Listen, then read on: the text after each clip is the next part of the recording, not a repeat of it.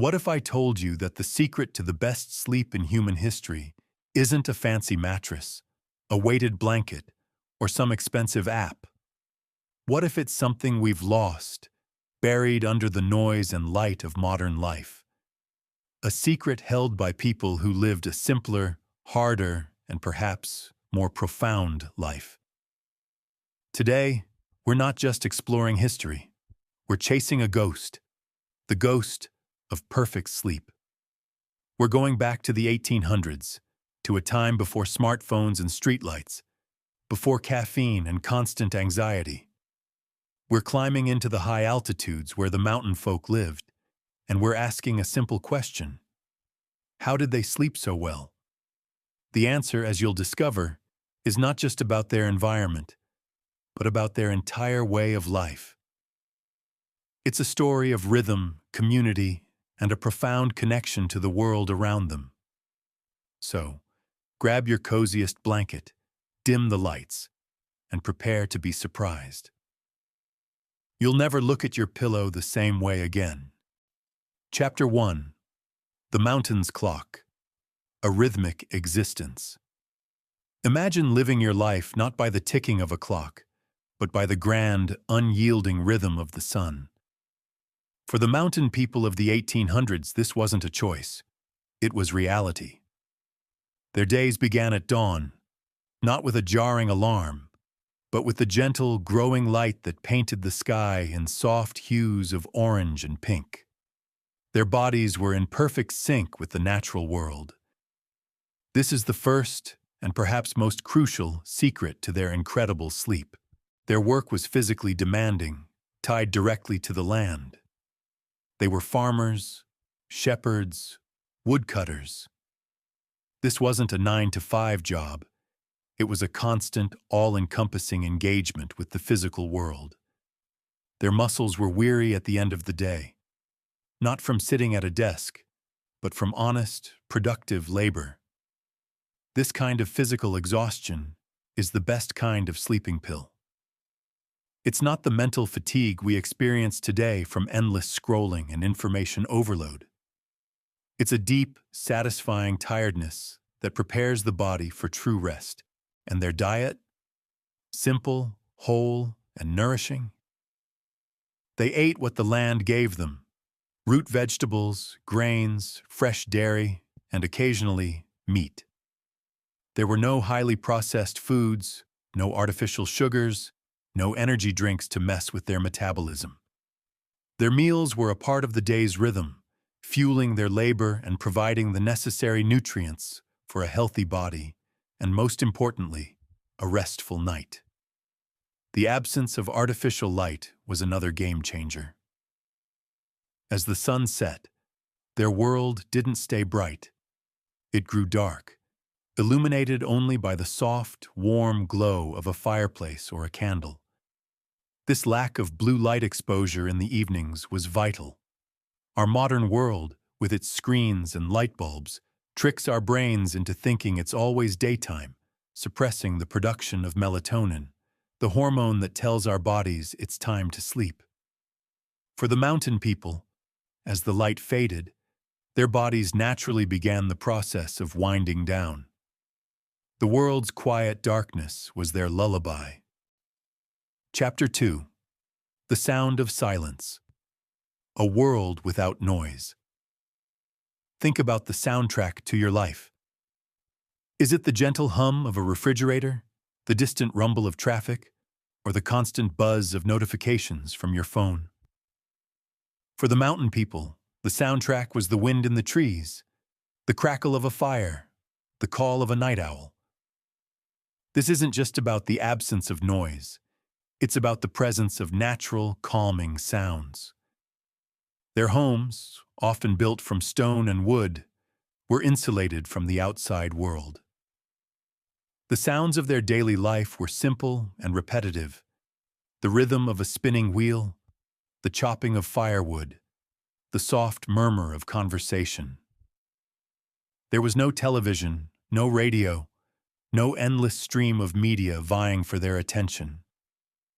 Their minds were not a cluttered mess of information and stimuli before bed. They had the mental space to simply be. This lack of constant stimulation is a secret weapon for sleep. Our modern brains are like computers with 100 tabs open at once. We lie in bed, and our minds race, replaying the day's events, worrying about tomorrow, and getting lost in the chaos of our own thoughts. The mountain people's minds, however, were more like a single, focused document. They had a clear purpose for the day, and at the end of it, their minds were ready to close the book and rest. Their communities were small and close-knit. The social interactions were face-to-face, not through a screen. They lived in a world where relationships were tangible, not digital. This created a sense of security and belonging that is deeply calming. There were no anonymous comments, no online arguments, just the warmth and support of their neighbors and family. This kind of social connection is a powerful antidote to stress, and a stress-free mind is a sleepy mind. Chapter 3. The Rituals of Rest. Preparing for the night's sleep wasn't a switch they flipped. It was a gradual process, a sacred ritual that began as the sun began to dip below the horizon. They didn't try to sleep, they prepared for it. This is a concept we've completely forgotten in our fast-paced world. Their evenings were a time of winding down. The fire was banked, the last chores were completed, and the family would gather for a simple meal and quiet conversation. There was no pressure to be on or entertained. The focus was on connection and preparation for rest. They might tell stories, mend clothes, or simply sit in comfortable silence. This period of stillness was a bridge between the active day and the restorative night. The physical preparation was just as important. They would often take a warm wash or bathe in a nearby stream or spring. The temperature change from warm water to the cool mountain air would signal to their bodies that it was time to relax. They didn't have fancy bath bombs or scented candles, but they had the natural elements of the earth. And their beds? They were often simple, made of wood and filled with straw, feathers, or wool. They didn't have the plush, temperature-regulating technology we have today. Yet, they were comfortable because their bodies were ready for them. The physical fatigue from the day's labor made a simple bed feel like a luxurious sanctuary. The cold mountain air, often crisp and clean, was also a natural sleep aid. Their bodies, tired from the day and warmed by the fire, would be perfectly primed for the deep, restorative sleep that comes from a cool environment. Chapter 4. The Psychology of the Peaks. A Mind at Peace. Beyond the physical and environmental factors, there's a deeper, more profound reason for their perfect sleep: their mental state. The mountain people lived with a sense of purpose and a profound connection to the cycles of life and death, of sowing and reaping. But what does that really mean?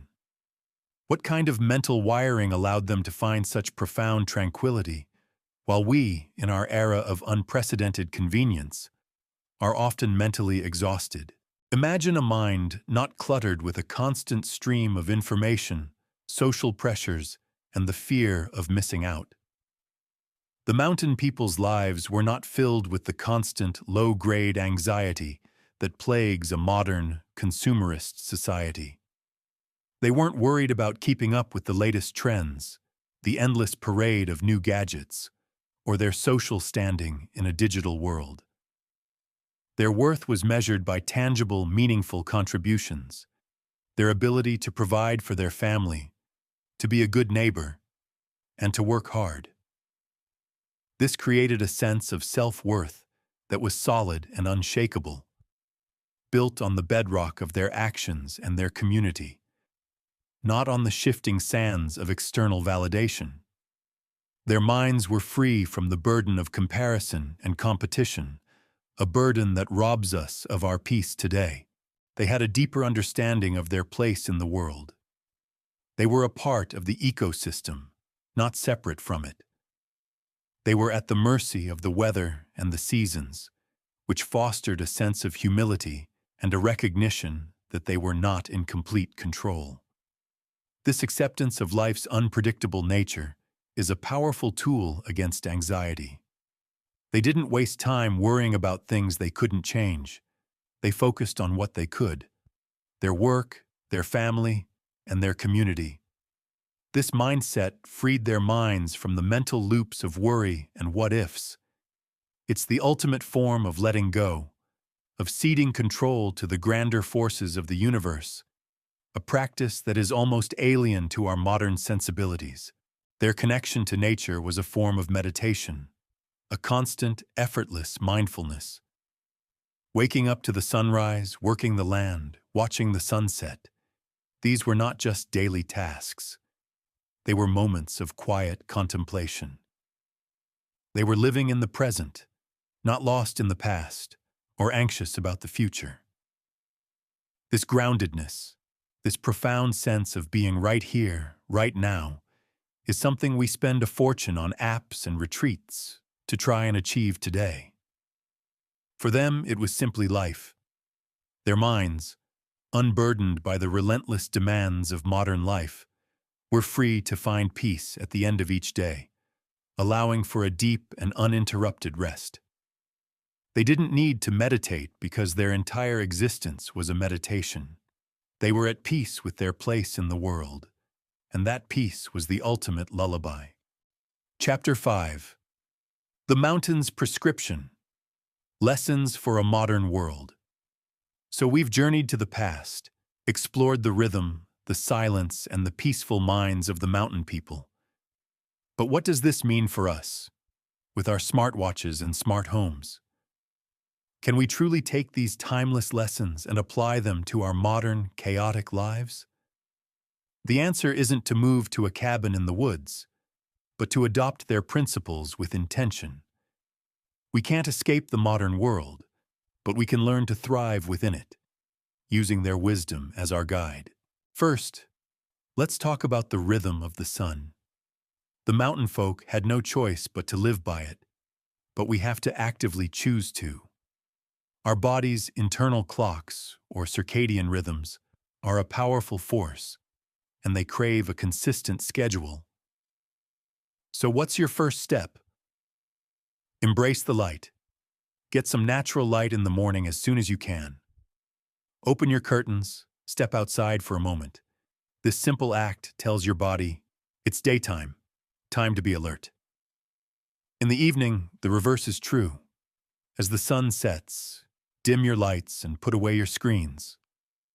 The blue light from our devices tricks our brains into thinking it's still daytime, suppressing the production of melatonin, the hormone that tells us it's time to sleep. Try a digital detox for an hour before bed. Instead of scrolling, pick up a physical book, listen to music, or simply sit and talk with a loved one. Next, we need to rediscover the power of physical fatigue. The mountain people's bodies were genuinely tired at the end of the day, not just mentally drained. We can't all be woodcutters, but we can reintroduce purposeful movement.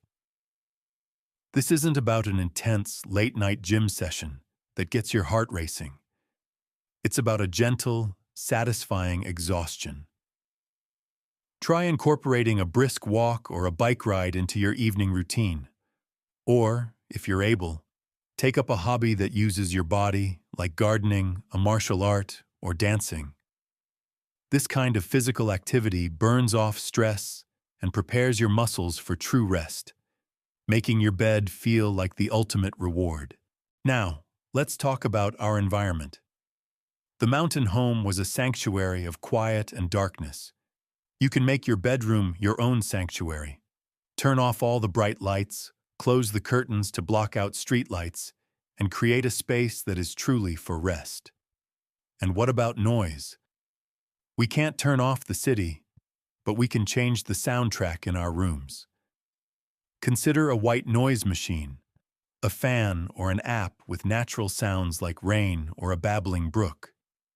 These can mask the jarring, unpredictable noises of the modern world, creating a consistent, calming soundscape that helps you drift off without distraction.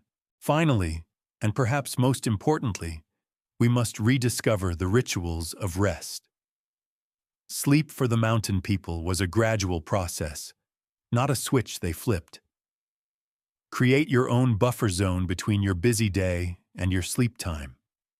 This could be a warm bath, journaling to empty your mind of worries, or simply having a quiet conversation.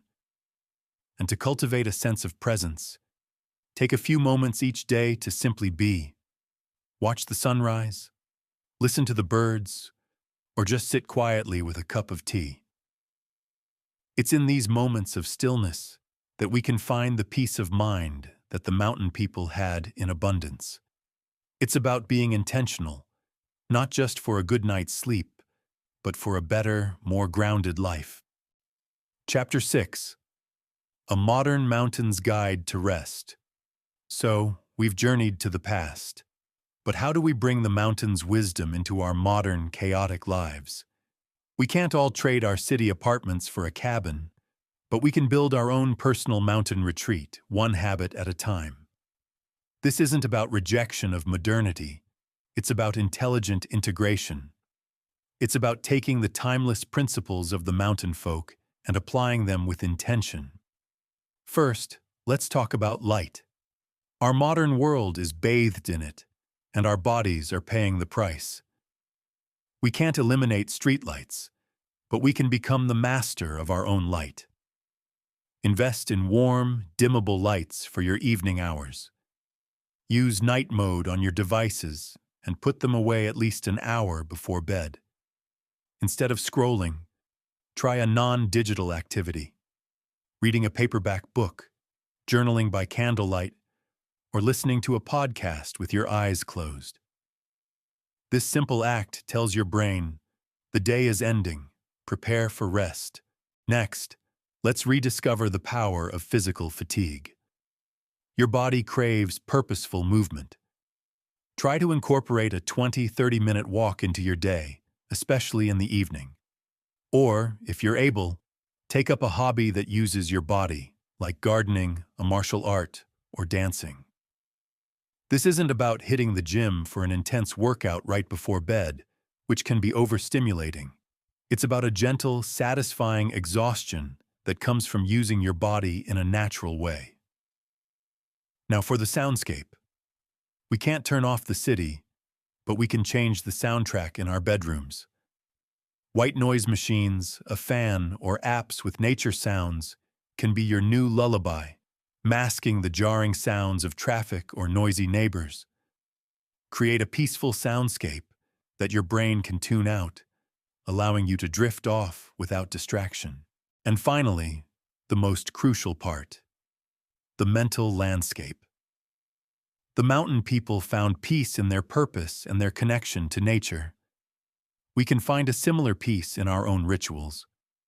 Before bed, try a brain dump exercise. Write down all your worries, your to-do list for tomorrow, and any stray thoughts. Get them out of your head and onto a piece of paper. This simple act of offloading your mental clutter can be profoundly liberating. Then, practice a simple gratitude exercise. Think of 3 good things that happened today.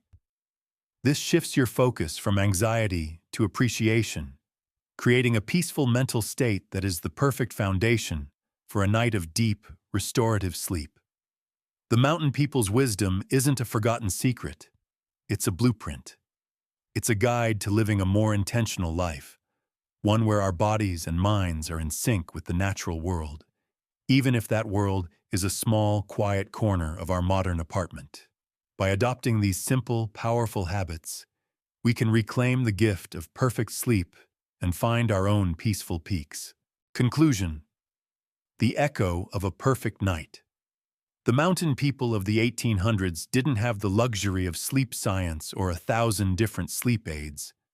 They had something more valuable, a life in harmony with the natural world. They didn't sleep well because they were trying to. They slept well because their lives were structured in a way that made good sleep an inevitable, natural outcome. Their story is a powerful reminder that sometimes the answers to our modern problems aren't found in new technology, but in the wisdom of the past. The secret to a good night's sleep isn't a purchase, it's a practice. It's about reconnecting with the ancient rhythms of our bodies and the world around us. So tonight, as you get ready for bed, don't just close your eyes. Listen. Listen for the ghost of the perfect sleep, the lost lullaby of the peaks, and maybe, just maybe, you'll hear its echo in your own quiet, dark room.